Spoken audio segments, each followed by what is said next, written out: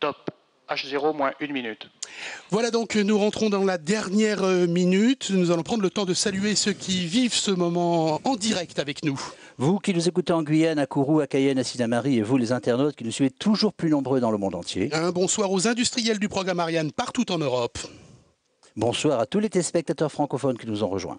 Alors, le décollage d'Ariane 5, c'est toujours un moment exceptionnel. On va vous laisser tranquillement le savourer et on se retrouve dans quelques secondes.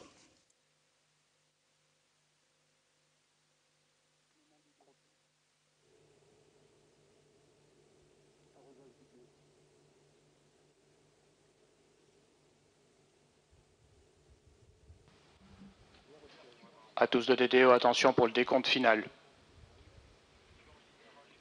10, 9, 8, 7, 6, 5, 4, 3, 2, 1, top.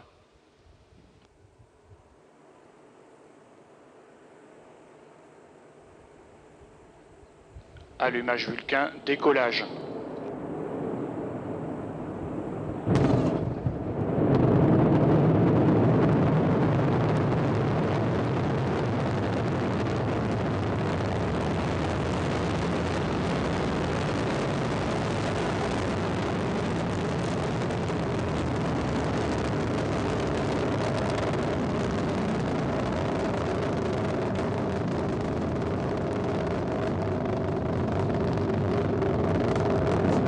Un décollage, Claude, comme on les aime, entre chiens et loups. C'est vrai que c'est d'habitude plus en soirée que nous effectuons les lancements. Et là, on profite d'un spectacle toujours aussi magnifique que de voir cette merveille technologique s'élever dans le ciel de Kourou. Alors moi j'ai tout de suite une pensée pour mes collègues du CDL3, si vous le permettez, parce qu'ils viennent de laisser vivre et voler Ariane 5. Ils peuvent être satisfaits, nous aussi, ils viennent de concrétiser l'objectif visé depuis plusieurs semaines. De très très belles images alors qu'on entend passer au-dessus de nous Ariane 5 et les bâtiments ici vibrent. La puissance est totalement faramineuse. 1300 tonnes de poussée au-dessus de nous sont en train de propulser Ariane 5. C'est ce qu'on appelle le composite inférieur de la fusée qui travaille, c'est-à-dire les deux étages d'accélérateur à poudre et le PC. Les deux étages, je vous rappelle, sont réalisés en Guyane et ils assurent 90% de la poussée. Alors ils sont identiques, composés d'un tube métallique comprenant le propergol solide, une sorte de gomme, et ils ont une cuillère à la base. Ils entourent l'étage principal cryotechnique, le PC. Chaque EAP, tenez-vous bien, consomme 2 tonnes d'ergol par seconde. Et nous avons eu donc une montée verticale de 5 secondes du lanceur pour se dégager du pas de tir, puis le lanceur a effectué un basculement vers l'est et on a maintenu son attitude de façon à garder l'axe du lanceur parallèle à la direction de sa vitesse, ceci bien sûr pour minimiser les efforts aérodynamiques et cela jusqu'au largage des deux EAP. Alors Ariane 5 accélère, elle va très très très vite, donc maintenant pour la suivre, eh bien reportez-vous sur la courbe qui est à gauche de votre écran. Il y a la courbe idéale qui est tracée avec un pointeur qui se déplace, qui est le parcours précis suivi en direct d'Ariane 5. Alors, après épuisement de la poudre, à 134 secondes après leur allumage, les deux EAP vont être séparés du lanceur à 68 km d'altitude pour retomber dans l'océan Atlantique. Ça ne serait pas tardé.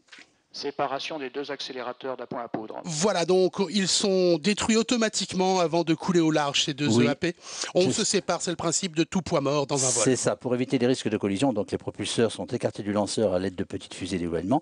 On fait exploser leur carcasse pour qu'elles sombrent en mer et ce faisant, éviter tout risque d'épave flottante. Alors les satellites sont protégés par une coque en matériaux composites qu'on appelle la coiffe et c'est elle qui a protégé les satellites de toute pollution, de tout danger et de tout échauffement pendant la phase d'attente au sol. Alors effectivement, cette coiffe protège les satellites durant le vol dans l'atmosphère. L'intérieur de la coiffe est climatisé et pressurisé, si vous voulez. Et pendant la traversée justement de l'atmosphère, sa présence a amélioré considérablement l'aérodynamisme du lanceur. Le vol est normal, vous entendez le DDO, mais on va se séparer de cette coiffe maintenant. Bien sûr, parce qu'on aura dépassé les couches denses de l'atmosphère. Voilà, au-delà de 100 km d'altitude, il n'y a plus ni frottement ni risque et on vient de larguer la coiffe. Voilà, on découvre ces images prises lors du vol 173.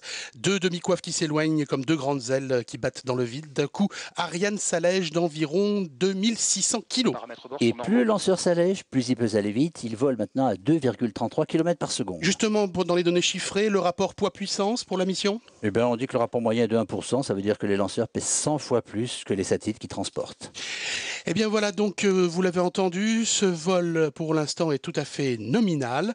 Ce que je vous propose, c'est qu'à présent nous puissions découvrir eh bien, les dernières nouvelles du spatial, qu'il soit français, européen et pourquoi pas plus large. Vous allez le voir puisqu'il sera question certes du dernier vol d'Arianespace, mais aussi de Vega et de Soyouz.